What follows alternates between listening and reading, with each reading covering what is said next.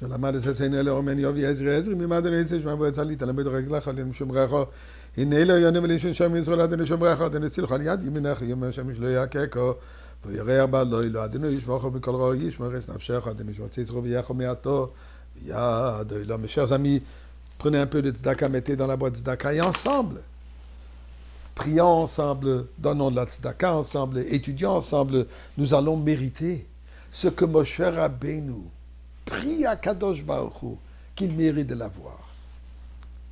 La paracha de cette semaine au début. Vaet Hanan el Hashem be'et ha'i lemor.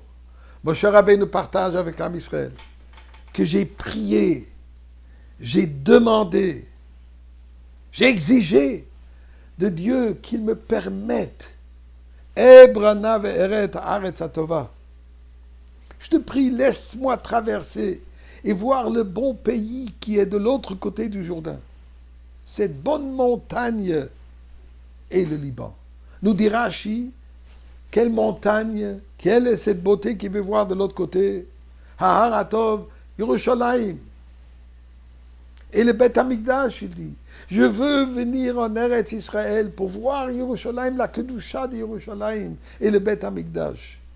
Et le Baal HaTurim de nous dire qu'il a prié le 515 fois, correspondant au mot Vaet Hanan, la valeur numérique des lettres Vaet Hanan. Médrage de nous dire, comme Moshe Rabbeinu a vu que Dieu ne l'accorde pas sa prière. Il est marqué dans le Médrage. Il a fait un cercle. S'est assis dans ce cercle. Et il dit, je ne bougerai pas tant que tu n'auras pas annulé le décret. Ensuite, il s'enveloppa dans un sac et s'est couvert avec du cendre, comme quelqu'un qui est en deuil. Il dirait, Bonne Shololam, je me sens comme quelqu'un qui vit la destruction du Beth Amikdash. Je me sens comme quelqu'un qui ne mérite pas de monter en Eretz Israël, Chas v'Shalom. Je veux monter en Eretz Israël.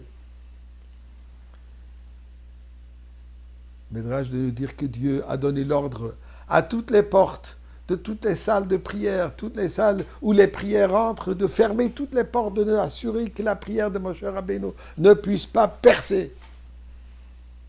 Et Moshe Rabbeinu continue à exiger, et Dieu lui dit, Anach, ça suffit, assez.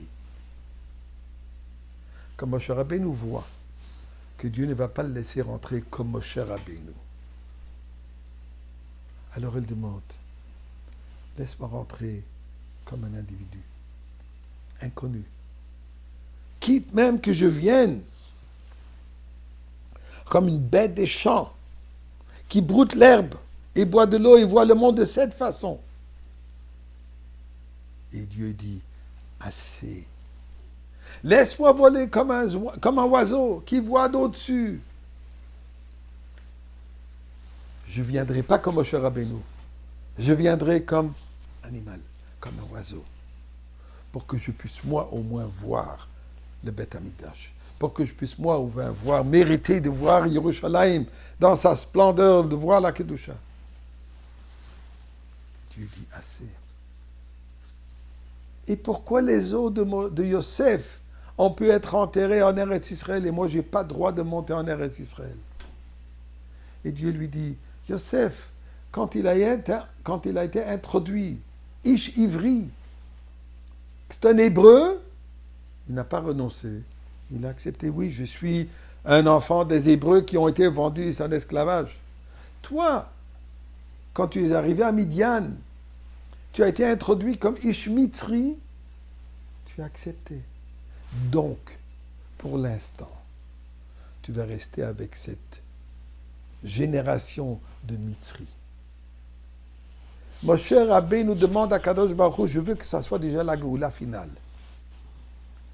La délivrance absolue avec Mashiach. Puisque c'est ça ce qui aurait été si Moshe Rabbeinu serait rentré en Eretz Israël. Et Dieu dit, toi tu es prêt, mais le peuple n'est pas prêt. On monte en Eretz Israël, mais ce n'est pas encore le moment de la Géoula finale de ce que la rédemption doit représenter. Alors Moshe Rabbeinu nous demande, alors laisse-moi aller comme inconnu. Un oiseau, un animal. Sous des personnes, au-dessus des personnes, mais pas relayé au peuple. Dis à Dieu, désolé, toi tu es le délivreur. Si toi tu montes, c'est la délivrance. Et ce n'est pas le moment. Alors qu'est-ce qu'on va faire, dit Dieu? Regarde de loin. Je vais te montrer de loin. Il ne parle pas de loin en espace, mais il parle aussi de loin en temps. Tu vas monter.